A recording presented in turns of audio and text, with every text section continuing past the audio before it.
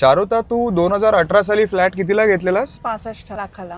आणि आता 2026 मध्ये किंमत किती आहे? 85 lakhs. ज्यावेळेला तू फ्लॅट घेतला होतास त्या प्रॉबब्ली तू फोमो मध्ये घेतला होतास ना, की येस येस. एकदम प्रीमियम प्रॉपर्टी आहे, प्रॉबब्ली 65 लाखाचे घेई, 3-4 वर्षांनी 1-1.5 करोड नको व्हायला, असं वाटलं होतं तुला? येस येस येस नक्कीच. पण मग त्या काही अशा विचाराचा काही भांडा फुटला का तुझा?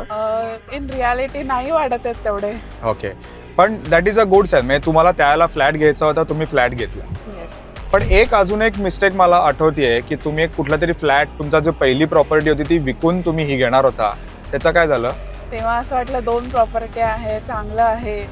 तेव्हा ते विकलं नाही. तेव्हाही 40 लाख किंमत आहे, आजही त्याची 40 लाखच किंमत आहे. रिडेव्हलपमेंटला गेली नाही ती.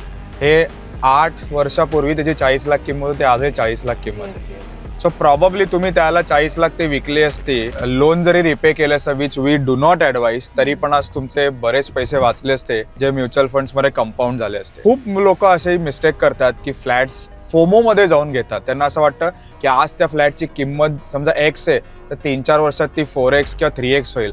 असं होत नाही. रिअल इस्टेट प्राइसेस कुठेही जास्त वाढत नाही. That one needs to understand. बरोबर आहे? Yes sir. परफेक्ट.